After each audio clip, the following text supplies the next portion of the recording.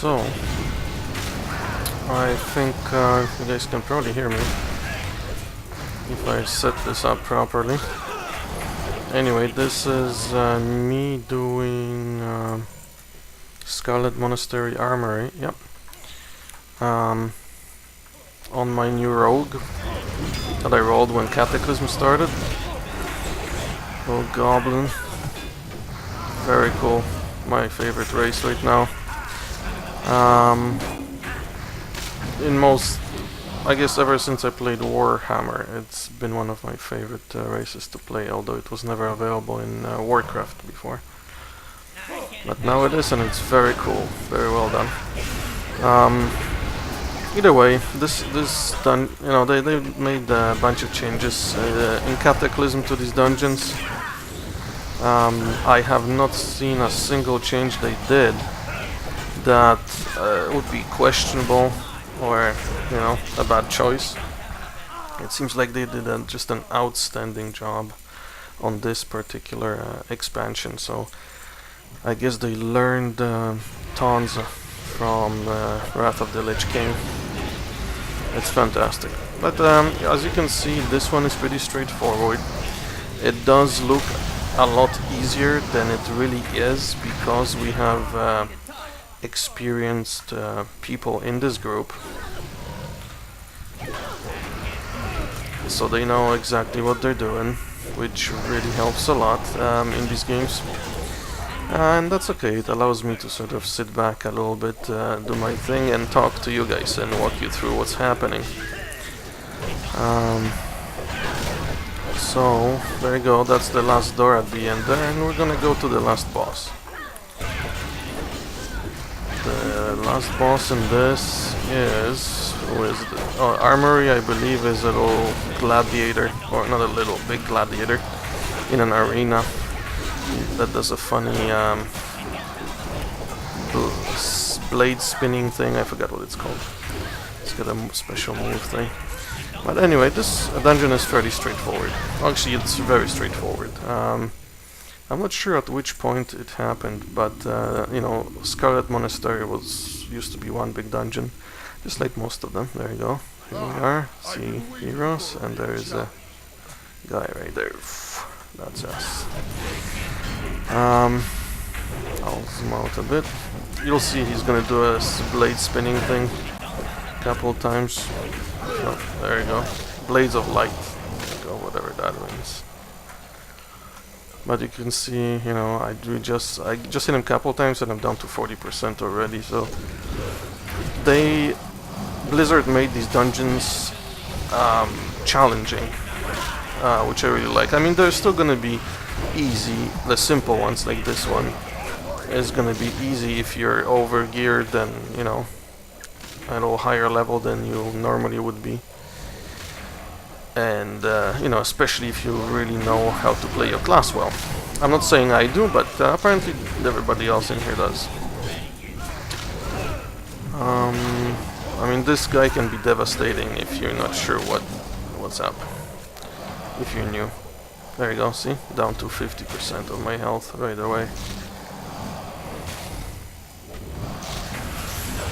So you can imagine if people don't know what to do, they just run in here and start fighting him without taking into account the special move and stuff. They're gonna wipe pretty quick.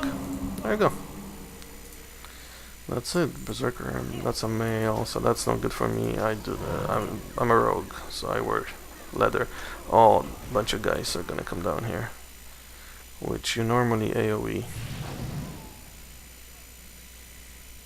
I guess this particular group is not gonna let them come down. They're gonna do it right here. Looks like, anyway. Yep. So there you go. AoE makes that part pretty straightforward. And just pick up the money of these guys. They don't really drop anything interesting. So there we are, at the very end. This is where you start. Go to Training Grounds, Footman's Armory, Crusader's Armory, end up in Hall of Champions, which is this right here. I'm gonna see if people want to requeue as a group. It's a pretty good group, seems like a good bunch of people. Might as well requeue. No. I don't know why people don't do this in a group that does well. Simply because the queues are, you know, fairly long. For DPS anyway, and I don't know if they're going to. They're running towards the end of the dungeon, it seems like, and there is a quest giver there. Yeah, I took the quest, but I don't see the icon for quest completion on my map, so I don't think they're going there to hand it in. Oh wow, there you go. Our guild reached level 3.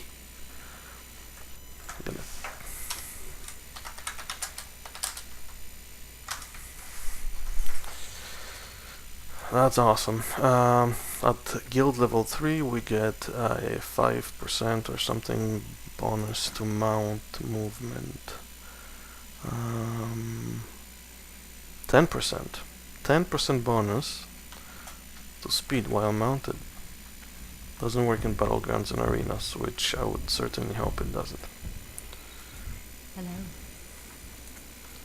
And this is the entrance here somewhere. They would give you new load screens, and I guess it puts me right back on my mount that I was on. Ashenval. Anyway, I'm gonna leave the group and I'm gonna requeue.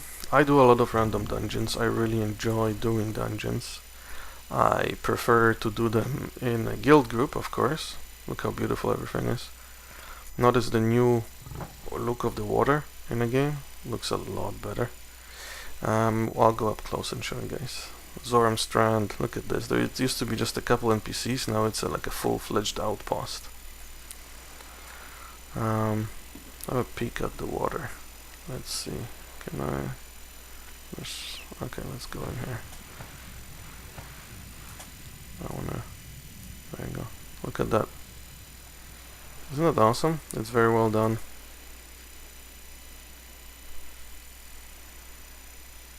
Very, very well done. I have to say I couldn't be happier about the look of the water that they did. It was one thing that was bugging me in World of Warcraft always, and now I'm just so happy.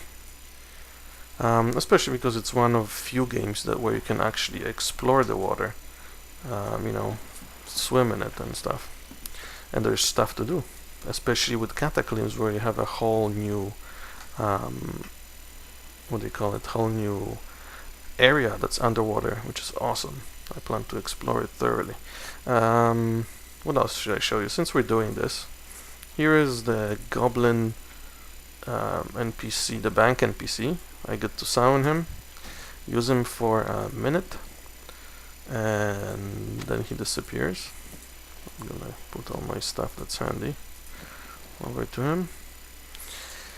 He's gonna run around with me for a little while, and then he just goes away. He's pretty cool. He starts to dance if he stands around too long and all that stuff. I think it's a minute that he's on for.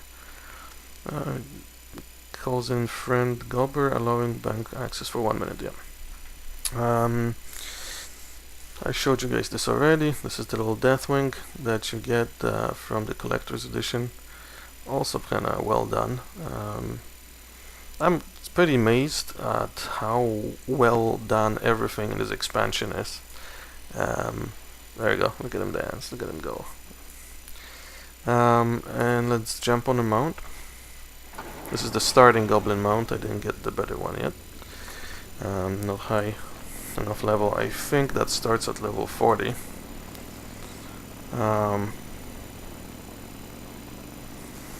And what I'm gonna do is I gotta go down south to Stone Talon Mountains and go through Stone Talon Mountains.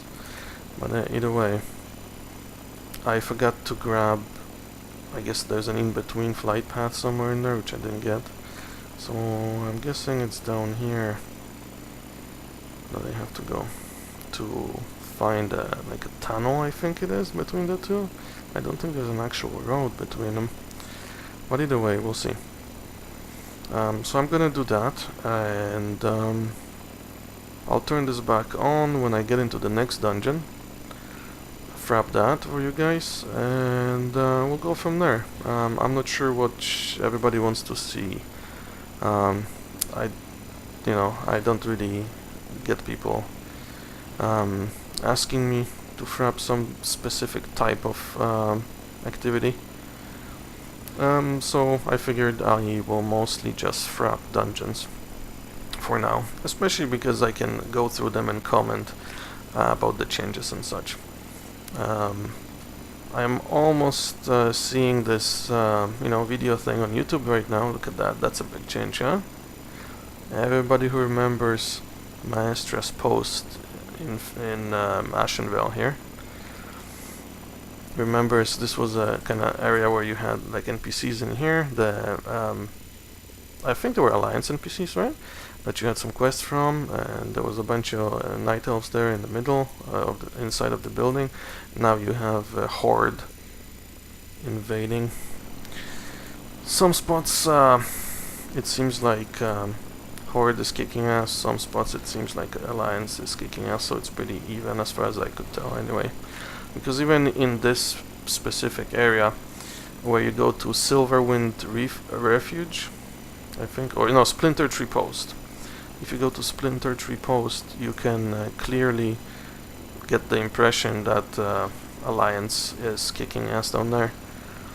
So it seems fairly even.